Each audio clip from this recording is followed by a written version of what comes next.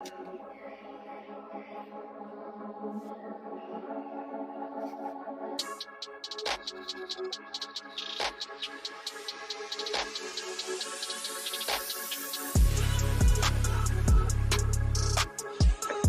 Minnesota Vikings beat a big boy, and the Philadelphia Eagles lost their undefeated streak.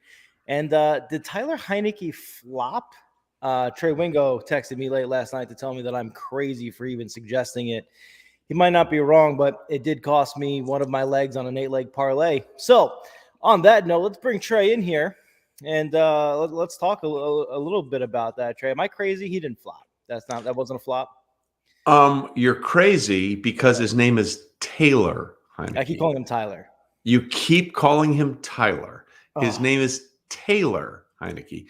He didn't flop. Okay. The Eagles just screwed it up. I was on with WIP earlier today. They screwed it up. Like, we can go into a million different machinations, right, about why the Eagles lost that game and the Brandon Graham hit on Taylor Heineke. Taylor Heineke, when he'd already given himself up, was an easy call because, excuse me, not only was it a late hit, was a hit to the head and neck. So that's easy. Yeah. The Eagles lost that game because they possessed the ball less than 20 minutes. The Commanders held the ball for over 40 minutes on Monday night. Before this game, the Eagles had turned it over a grand total of 3 times all season. They turned it over 4 times in this game. They had 47 plays to the Commanders' 81. They had 67 fewer yards and 7 fewer first downs. If we're being honest about it, Eagles got their asses kicked. They're very fortunate that they lost by the score that they lost by. Yeah. Well, tell that to my wallet. All right. That's all. I do not care about your wallet. Like, that's the beauty of this. Your wallet has no significance to me at all. That's a choice you made, and good for you. And by the way, for the record, going forward, I hope your wallet does very well. I appreciate it. At the end of the day, the Eagles lost because they didn't play well enough. That's how it happens. Well, look, speaking of my wallet, just before we came on the air here, I did submit my piece for tomorrow night, Thursday Night Football, to Pro Football Network. Hold on, I'm eating a poppable. Go ahead. Oh yeah, no, the esteemed team of editors we have there. It's now in their lovely hands before it hits published tomorrow, previewing tomorrow night's Thursday Night Football game. For those of you who've been reading my pieces all year, I use my sports betting model. To see how that model is doing, you need to be following me on Pickett. Our good friends at Pickett. Make sure you join Pro Football Network on Pickett, the best bet tracking app on the market, and it's 100% free. It's a great community, guys, where all the bettors come together. I engage with everybody on there. We talk about the success, and it is a successful sports betting model, hitting 60% of the time. And you can track all of your bets. You could track all of my bets across all the different sports books and automatically sync with Caesar Sportsbook. And if you follow me on there, you'll see that's where I exclusively place all of my bets. Join Pickett today using code PFN365. It is completely free, but on top of that, just for joining using promo code PFN365, you'll get a chance to win up to $100 just for downloading the free app. Trey, it doesn't get better than that. No, it doesn't. And thank you for using Caesar Sports. As you know, I'm the Chief Trends Officer and Brand Ambassador for Caesar Sportsbook. And I think things are good. And we'll see what happens going forward. I want your wallet to be successful. Yeah. Brett, that's the most important thing I want to get across in this show. I know. No matter whatever the information we share and the numbers that I give to you and the data that I have, more importantly than anything else, I just want you to be successful. I feel that. Every time you say it, I feel it deep down. One love, Brotherverse. One love. I appreciate that. All right. Well, look, let's get into segment 1. It's time to learn. We started last week with our third quarter of the season, second half of the season terms here. Believe, doubt, or do we need some more? Trey, did the Tom Brady-led Buccaneers get back on track here? They're now back to 500. I got to ask you, do you believe? Do you maybe doubt a little bit? Or do we still need to see more as we get into the second half of the season to determine whether or not they are a contender? I believe. And that can't be a surprise because of where they play. They're in the NFC South. Brett, I don't know if you've heard, but by rule, one team is going to make the postseason from the NFC South. Like maybe more than one, probably not, but one team is guaranteed to make the postseason in the NFC South. And it's probably going to be the Tampa Bay Buccaneers. I believe in them because I understand the reality of the situation. They are not a good team. They're an average team, which is indicated by their 500 record. But they play in the NFC South, where an average team is chef's kiss good. So, yeah, as long as they don't keep calling plays to throw to Tom Brady, I think they'll be just fine. Yeah, that's I got to get your thoughts on that play. What was going through your mind when you saw the throwback, the slip, and then the interception? I saw Super Bowl 52.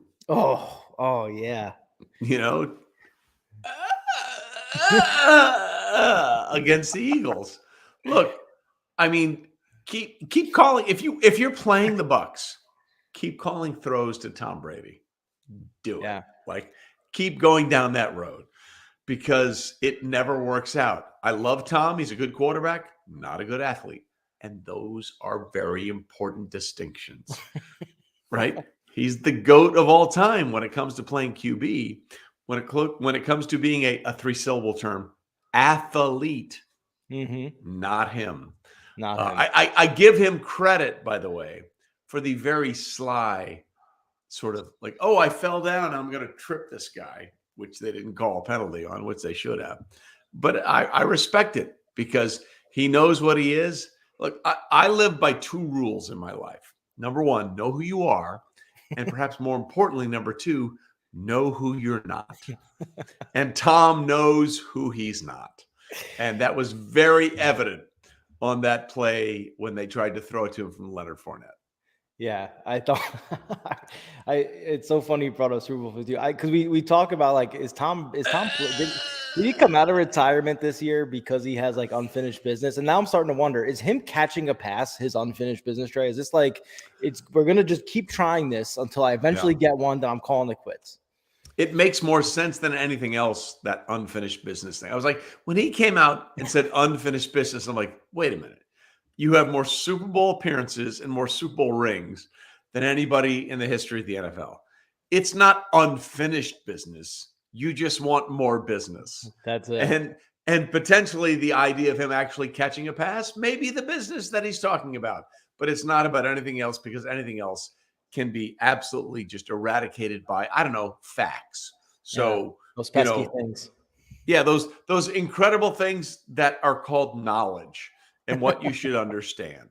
So if it makes more sense to me, Brett, now that you say it, that he came back to catch a pass more than anything else. Yeah, well, that's what it's looked like so far this season. We'll see what happens. Like you said, they probably have a great shot at the playoffs, although I would say we both probably feel we don't maybe see this as Tom Brady's Super Bowl swan song this year. By rule, one team from the NFC South has to make the playoffs. Yes. It's a rule. It will be forced on us whether we like it or not. Correct.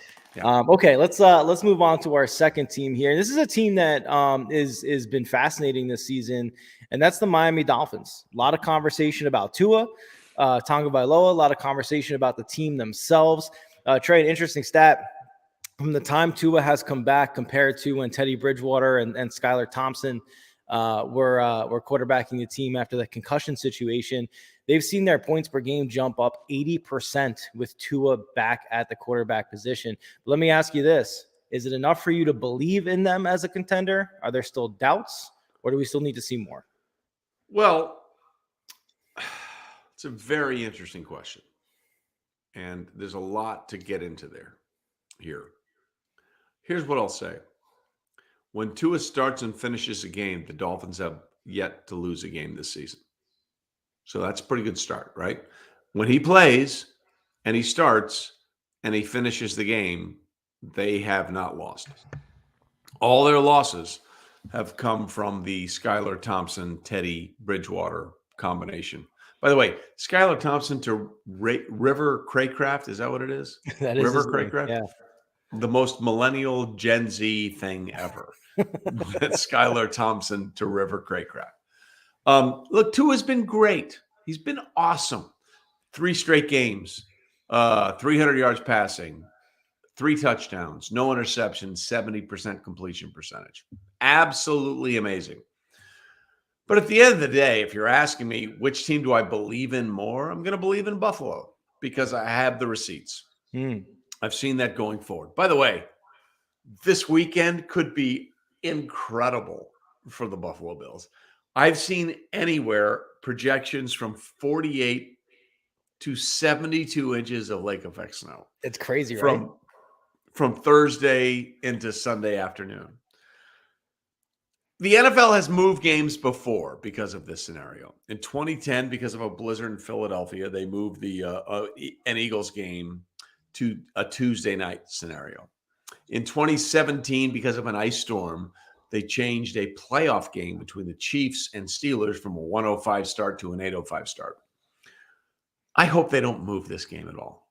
I want to see Josh Allen and Von Miller and Nate Davis and Stephon Diggs and Devin Singletary and Dawson Knox competing in like ridiculous snow totals. Now, the field's going to be clear unless it's snowing during the game. And by the way, all projections are that the snow will stop before the game begins at 1:05 Eastern.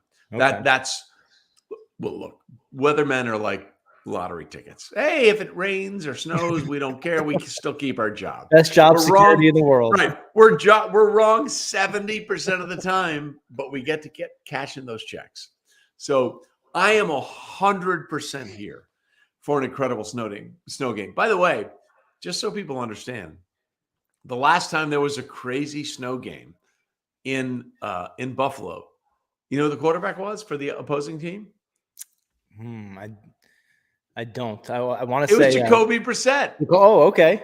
Oh, well, who's Jacoby Brissett for Cleveland? Okay. And he's expected because Deshaun Watson's suspension is going to end next week, and he can start practicing this week. But Jacoby Brissett is going to be the quarterback for the Cleveland Browns in this game. And a lot of people have asked me, hey, in that scenario, who does it favor? I want to be clear. If it's 6 feet of snow, it favors no one, right?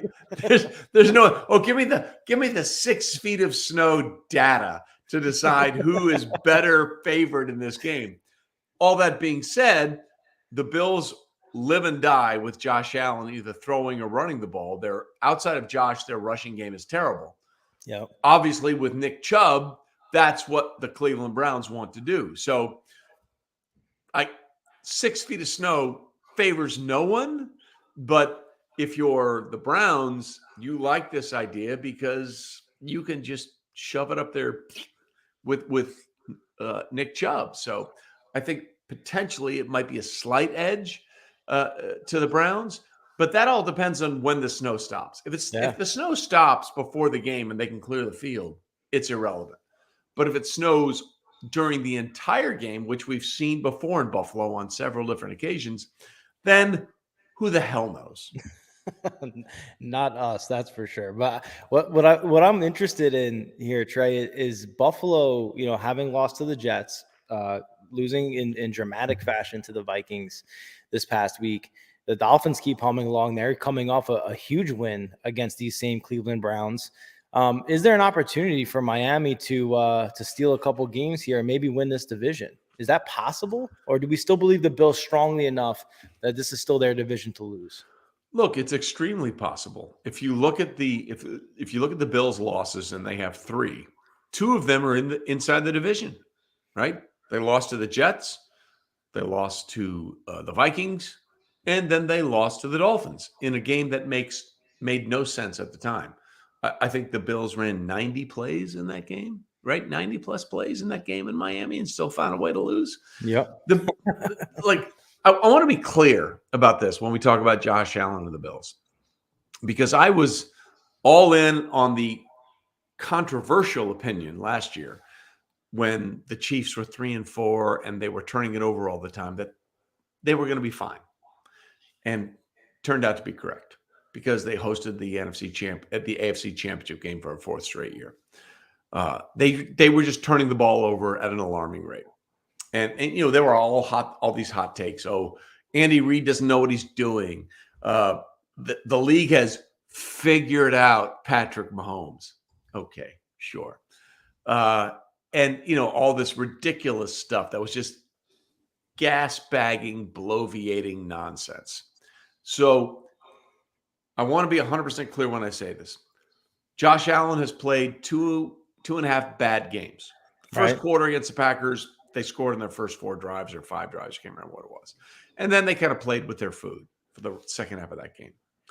And in the last 2 games, Josh Allen has thrown 4 red zone interceptions and couldn't execute a quarterback sneak, backed up inside the 1-yard line. Yep. So those are bad. I am not out on Josh Allen at all. Josh Allen is still Josh freaking Allen. He's an alien. He is big, large, and incredibly accurate for the most part. He's going to be, I'm sure he's sick, having seen this already. That second end zone interception to Patrick Peterson against the Vikings, which sealed the game. He had Devin Singletary wide open in the flat. Like wide ass open. Devin would have either gotten the first down on 2nd and 10 or probably scored, and that would have been a Bills win. Yep. Instead, he decided to sling it into the end zone, and Patrick Peterson undercut the wide receiver and picked him off for a second time in the end zone, and that sealed the game. So Josh Allen is going to be fine because he's still really, really good. Just going through some stuff right now. I mean, like everybody does it. The Eagles lost a game to the Commanders where they got their asses kicked. Like they got their asses kicked. It wasn't close.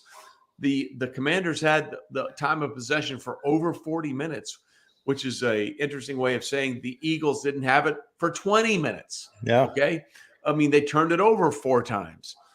They were out. The plays were 81-47. They had 7 more first downs. Washington did. They had 67 more total yards. So there's going to be a game every once in a while where you screw it up, where you lay an egg. Josh Allen needs to figure out how we avoid doing that. Look, the bigger issue for Buffalo for me is, are they going to do the same thing they did last year? For those that don't remember, last year they waltzed into Kansas City and beat the Chiefs, I think on a Sunday night game, 38-20. I mean, they beat them by 18 points. Yeah. And then they proceeded to lose 5 of their next 8 games. This year, they waltzed into Kansas City and won by 4, 24-20, when Von Miller created a second turnover, an interception from Mahomes that ended the game. And since that game in Kansas City, they're 1-2. The Bills have a mental issue they need to get through. Mm-hmm. It feels like the last 2 seasons when they beat Kansas City and Kansas City, they feel like, we're good. It's all over. We're done. We're good. We got it. Home field advantage. And then they spit the bit, for lack of a better term. They have to avoid spitting the bit going forward. And this game against the Browns Sunday, I think, is a real litmus test for who Buffalo is going to be. The weather is going to be awful, but if you're in Buffalo, you need to understand that. So the question then becomes, are they going to do the same thing they did last year after beating Kansas City? Or are they going to learn from that situation? And I get it. The injuries are a problem. Like Jordan Poyer is out. Micah Hyde still is not ready to play.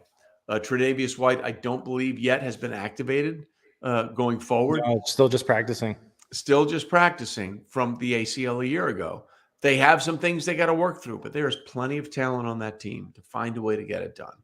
And they need to figure out a way to sort of grit out some wins. Yeah. Like they've had massive blowouts, whether it was Pittsburgh, Tennessee, whatever. They've kicked people's asses. But at the end of the day, at the NFL, if you want to be the number 1 seed and you want that game in Buffalo, which right now, by the way, just so people understand, that loss on Sunday moved the Bills from the 1 seed to the 6th seed. Huge. To the 6th seed. Yep. Kansas City may lose 1 game the rest of the year. 1 game the rest of the year because of their schedule. They've already played the hardest part of their schedule. So the Buffalo Bills need to suck it up and find a way to grit out some wins.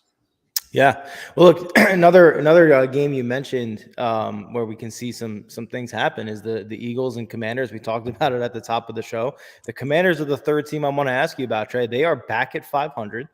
Okay. They are now in a very, closely what's become a close NFC East. Do you now believe in the Taylor, Taylor, Taylor Heineke-led Washington Commanders? Or do you have doubts about them still? Or do we need to see more now that they have upset the Philadelphia Eagles? I need to see more Okay. from the Commanders. Look, I love Taylor Heineke. I love the story. I just taped an episode of Half Forgotten History, my podcast, Trey Winkle Presents, with Josh McCown. And I asked him, I said, is there a guy in the NFL that sort of resembles your career? And he mentioned Taylor Heineke, which is what I was hoping he would say. St. Louis Battlehawk, backup quarterback in the XFL, cut by 4 different teams. Like, I root for those guys. You want those guys to succeed. The NFC East is what the AFC West is what we thought. Like, the NFC East is what we thought the AFC West was going to be. The AFC West is now a cakewalk for Kansas City, especially if they take care of the Chargers on Sunday night, which I believe they will do fairly easily. But, there's not a team with a losing record now in the NFC East. And I think that this division will cannibalize itself at some point in December and early January, the first 2 weeks of January, which are the last 2 weeks of the regular season. But right now, their winning percentage through 10 weeks of the season is historically incredible, even with the Cowboys' loss to the Packers. This NFC East is really, really competitive. Taylor Heineke, there's a different spark with him. Like, Carson Wentz is eligible to come back this week off his injury. There's no chance. They've already said Taylor Heineke is going to start this weekend for the Commanders because the team, there's an energy. There's just a different feel with them, with Heineke, as opposed to Carson Wentz, even though you did not like his celebration by drawing the roughing and personal foul penalty from Brandon Graham late in the game, which sealed the win. There's just a spark there, and you have to acknowledge that. So I'm not out on the Washington Commanders, but I'm not 100% in yet because of the division they play in. Like, for the Commanders to make the playoffs, that would mean 4 teams from the NFC East would make the postseason. Yeah, as it stands now. Which has never happened before. Let me be clear. Yeah. Is it possible? Yes. Is it likely?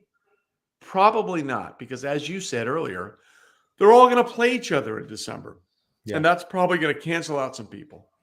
Yeah, look, it was a great victory, and I couldn't agree with you more, Trey. It's a different feel watching that team with Taylor Heineke back there.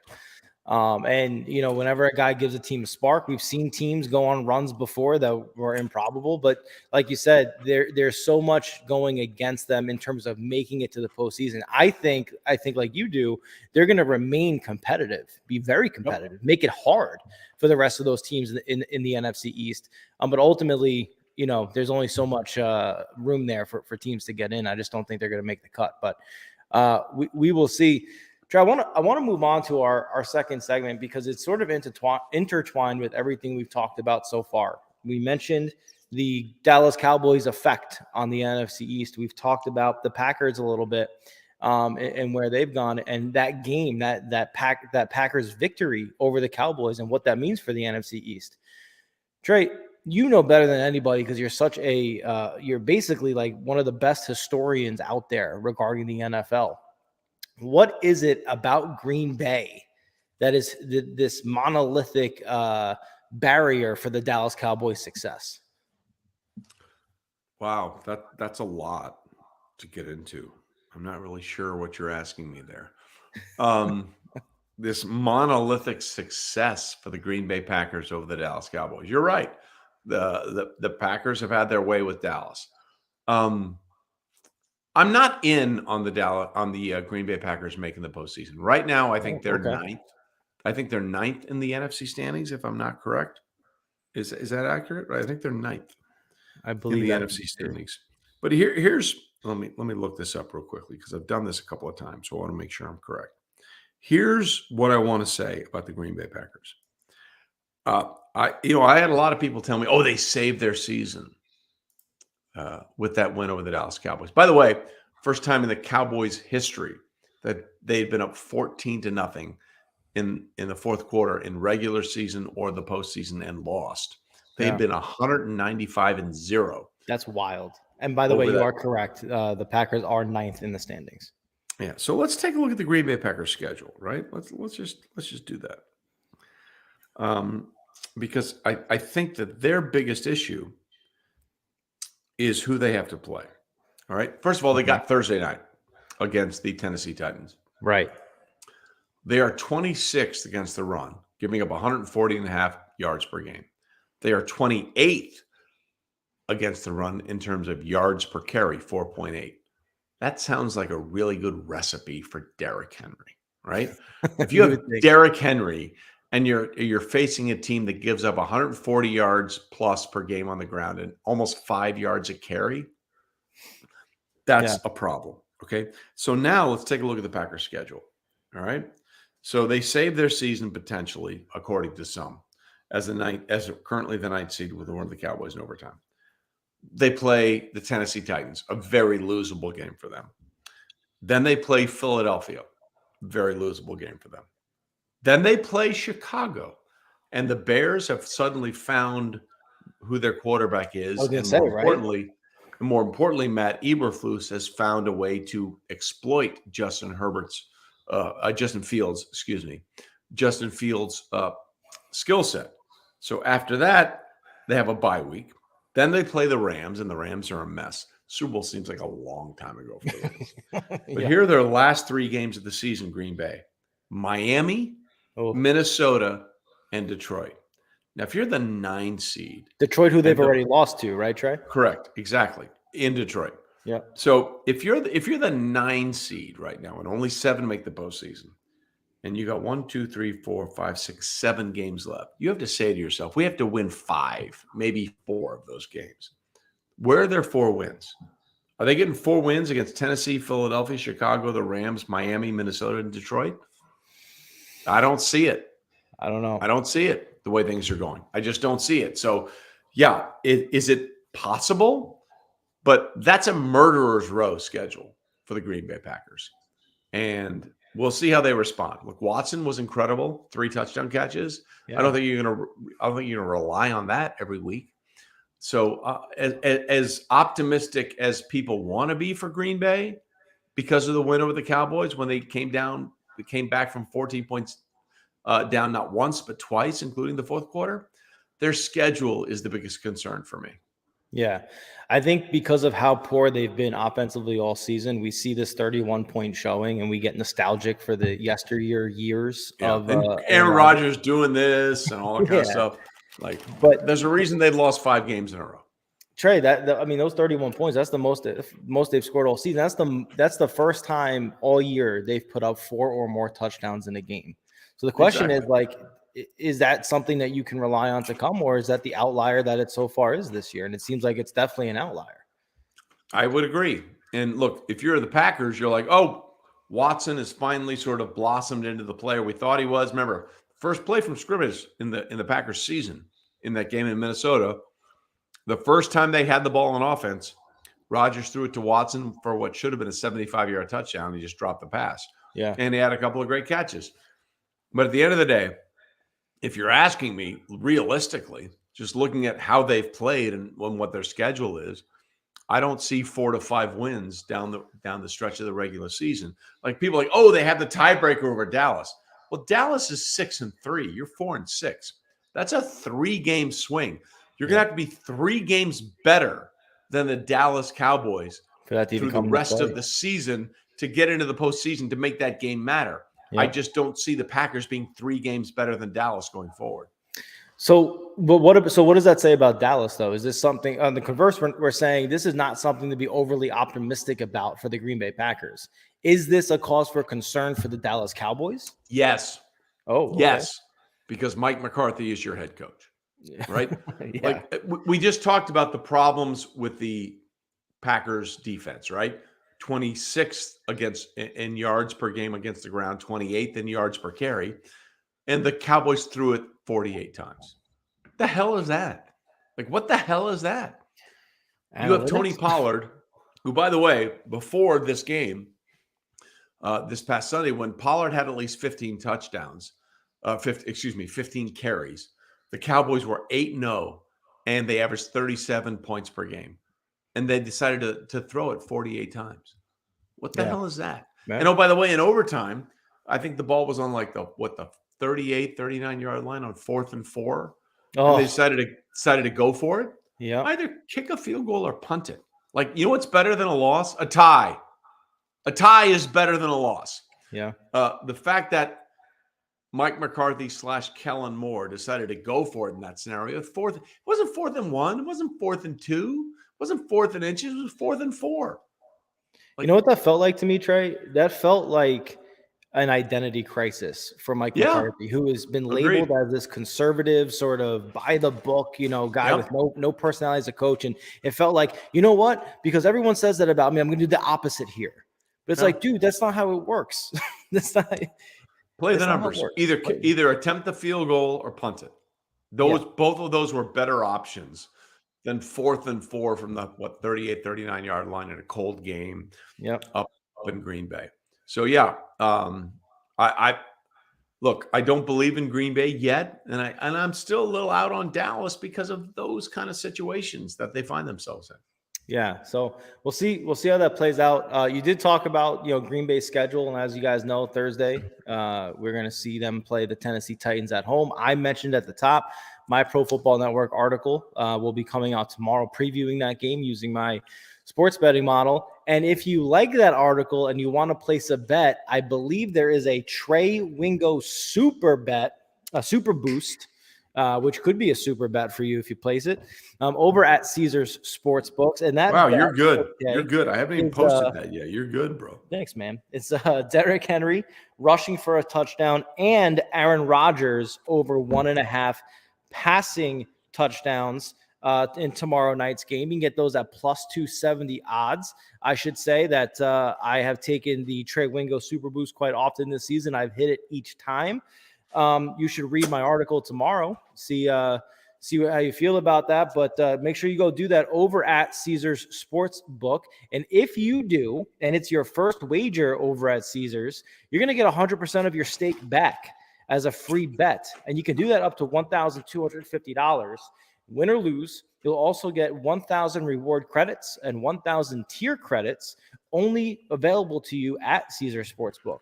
So redeem this offer. The promo code is in the comments, on Twitter, on Facebook, on LinkedIn, on YouTube, on Twitch, where we are streaming everywhere. Okay, the promo code's there. It's PFNCZR. PFNCZR is your promo code. There you go. CZR. That's your promo code. Okay, and again, that's for the Trey Wingo Super Boost exclusively at Caesars Sportsbook, the good folks over there. Okay, Trey, it's that time of the show where we get to bring it back to our favorite days of video game playing, and it's our Super Smash QB matchup of the week. We have two of them. We've got two of them. Let's see what the first one is. Throw it up there, Brian.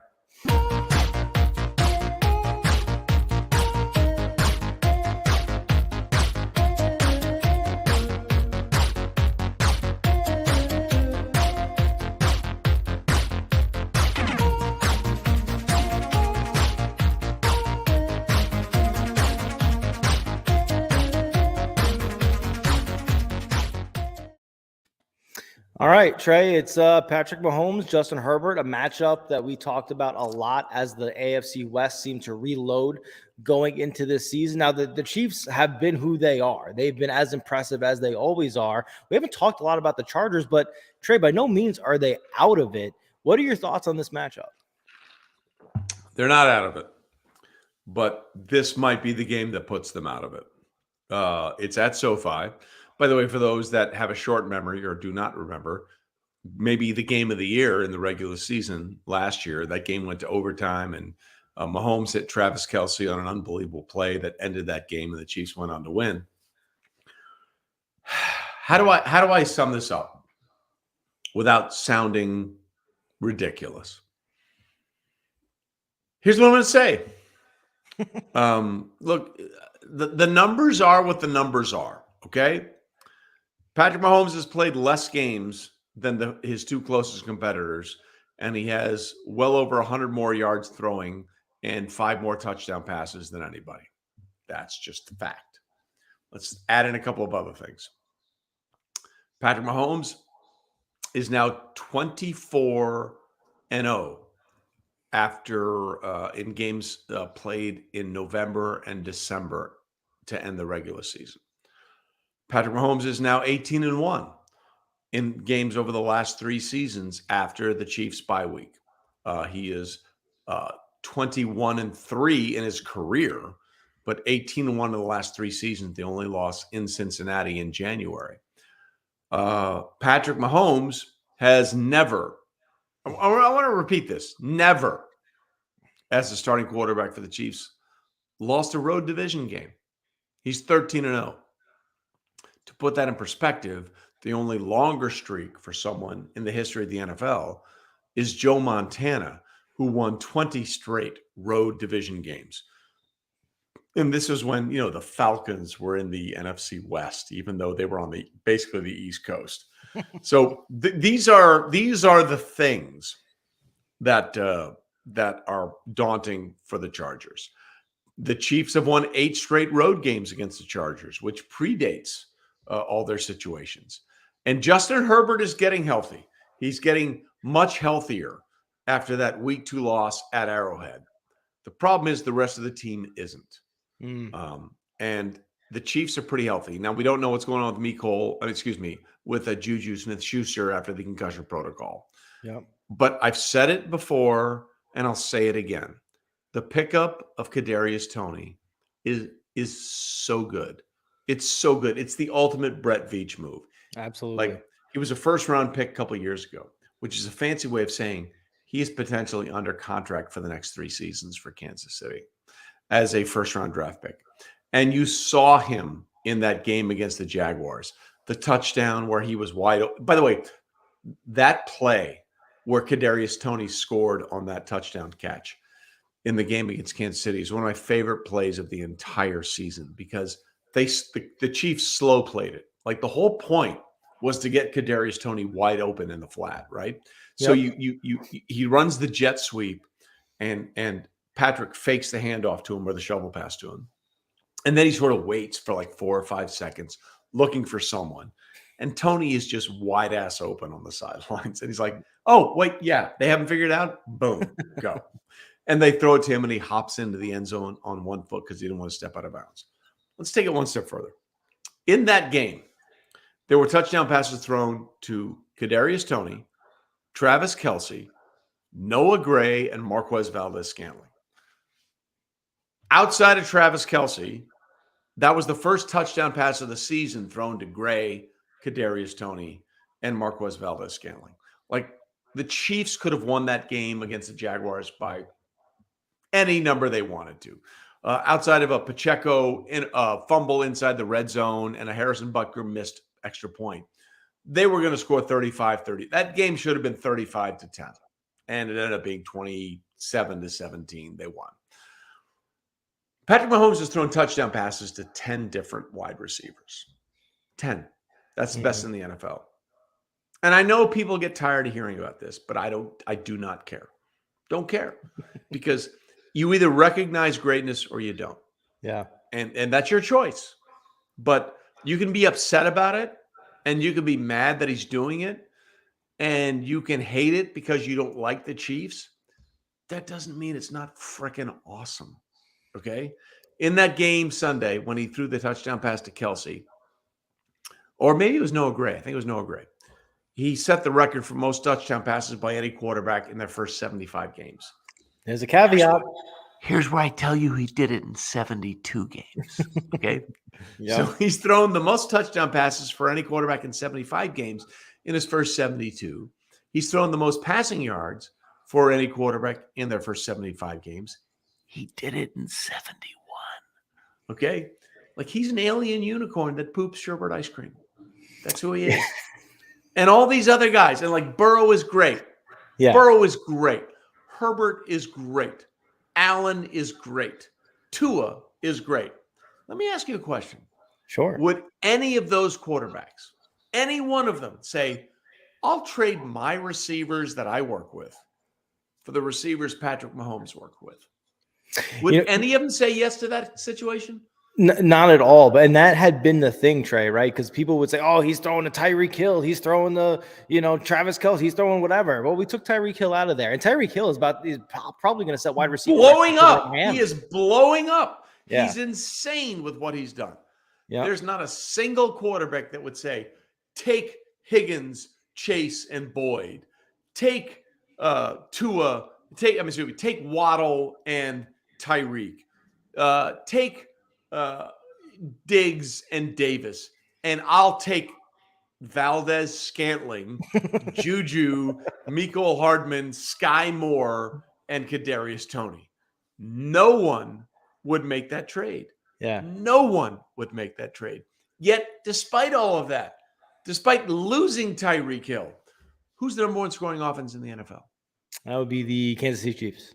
Yeah. Yeah. Yeah. Okay. Look, people don't like it and they want to move off from it. Don't care. Yeah. He's that guy. Like everyone says, I'm him. You know who doesn't say I'm him? Patrick Mahomes. You know why? He doesn't need to say I'm him because his play dictates that he's him. Yeah. Well said. By the way, over at Underdog, after hearing all the things that Trey just gave us, all that information, you want to go have some fun with it in their fantasy pick'em game. All right. You can get Patrick Mahomes higher or lower 339.5 yards. Underdog thinks he's going to have a massive game on Sunday night. Can I be clear about something real quick? Yeah.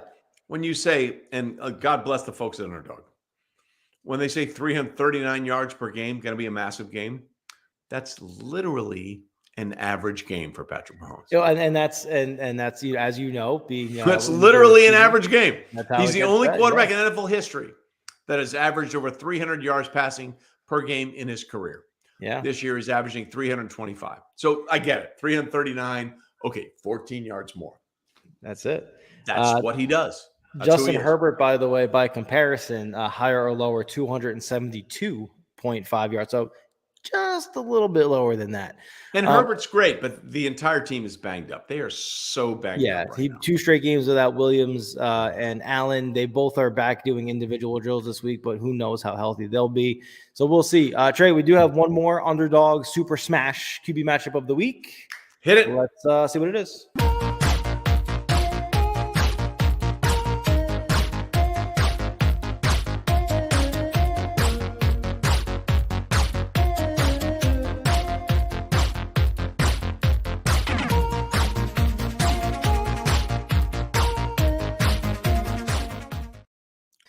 Trey, this is an interesting matchup to me because all season you and I have talked about it a lot about the Minnesota Vikings. Are they true contenders? Do we believe in them?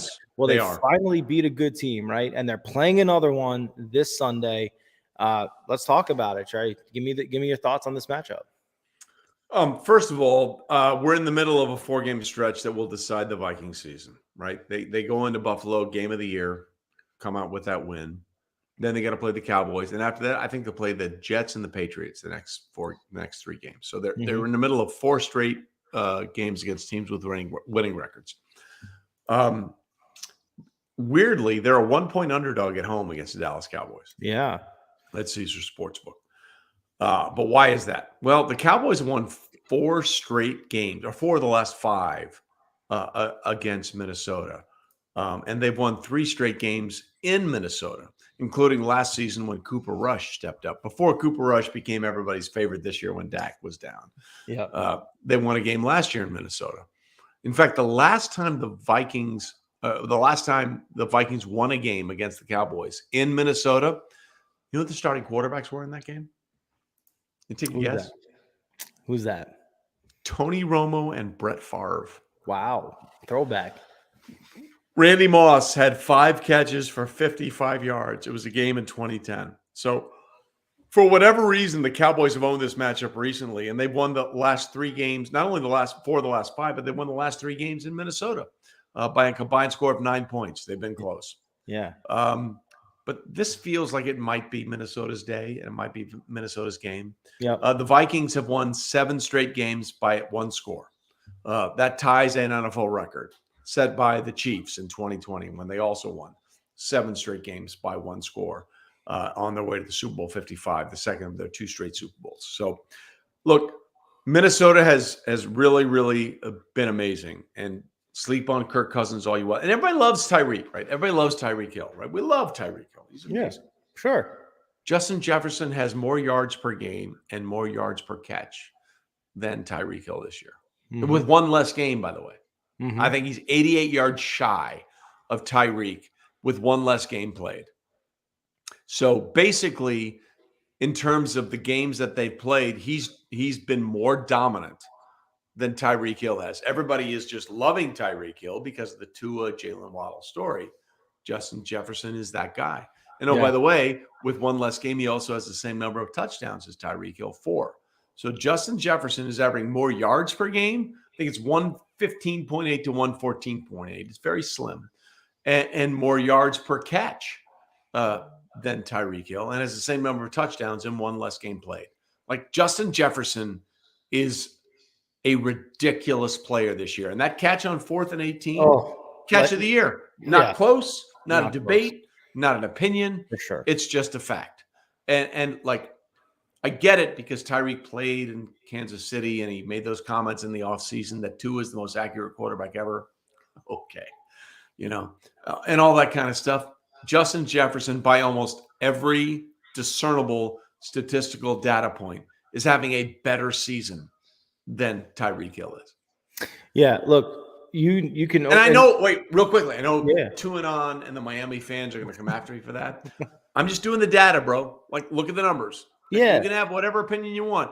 Just look at the numbers and tell me I'm wrong, because you can't. First of all, if I know anything about Tuanon, anything that you could knock down to make Tua seem better, they're going to love. Yeah. So they'll probably love you for this. Yeah. But regarding Justin Jefferson, what I saw in that game, Trey, against the Bills was kind of like what we talk about Cooper Kupp. It's like there's one guy on that team you got to be aware of. There's one guy. It's Justin Jefferson. 4th and 18, 3rd and 10, double 4th coverage. and 18, by the way. 4th and 8 freaking team. It doesn't matter. You get the ball in his vicinity, he's going to come down with it. And he's the one guy, and yet he's still finding a way to do it. He doesn't have a Jalen Waddle on the other side of him. So just really pretty damn good, but he's right. He's not. But it's different. Yeah, he's not Waddle. And on the side of the Cowboys here, they are coming off a tough loss against the Green Bay Packers. And everything you said about Mike McCarthy being their coach, the decision making, coaching them out of victories. This is a game where you can see that come to fruition back to back in the NFC North for the Dallas Cowboys. Yeah, exactly. This is a game, I think, that will decide whether or not the Cowboys are going to be actual contenders in the NFC East. Yeah, they might get into the playoffs. They have an opportunity because they've won on the road against the Giants, which means the Giants have to come to them. They lost to Philadelphia in Philadelphia, which means the Eagles have to come to them. If they find a way to win this game, they are legitimate contenders for the NFC East. Yeah. And by the way, just so people understand how rare that is, no team has repeated as NFC East champs in 18 years. Yeah, that's insane. The last team to do it was the Eagles, who won it 4 straight years from 2000 to 2004.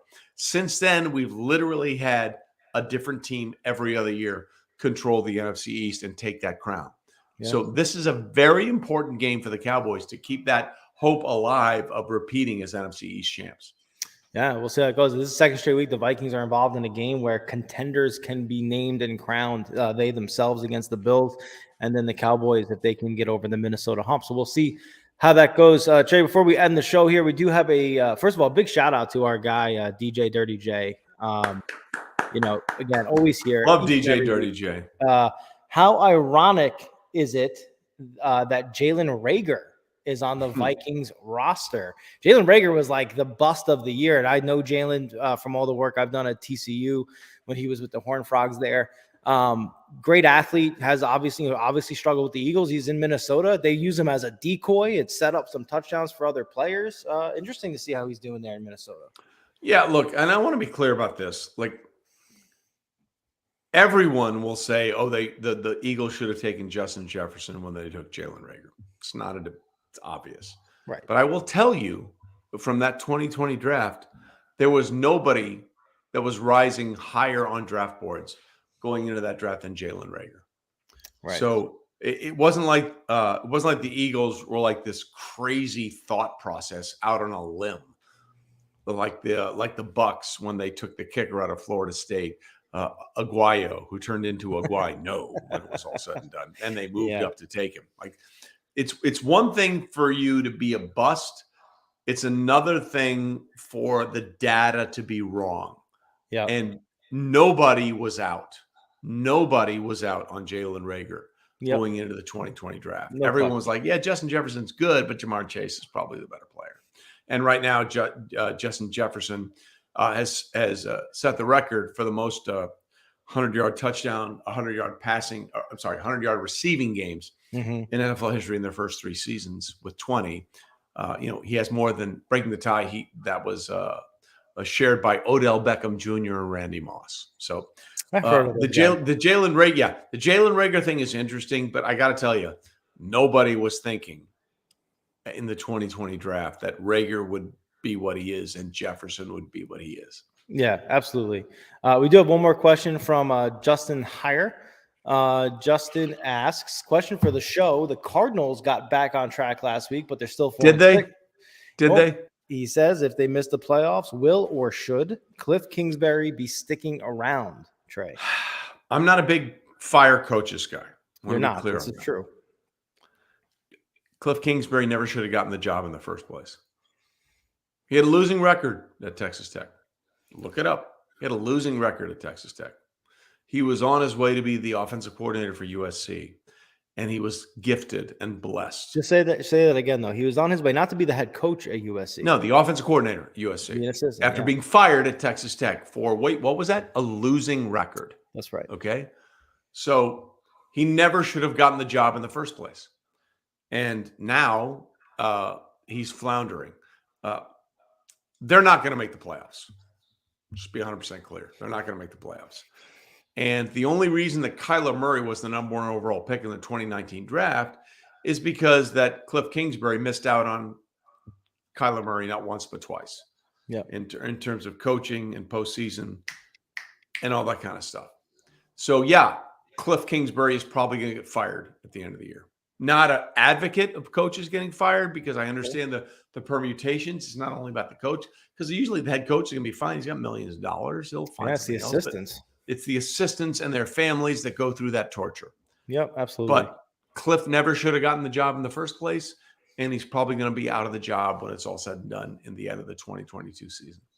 Yeah, I happen to agree with you. I got nothing to add there. So that's a great place to wrap up this 11th episode. We've been coming at you 11 weeks in a row with Football Insiders, myself, and the great Trey Wingo. We will be back next Wednesday at 8 p.m. Eastern Standard Time.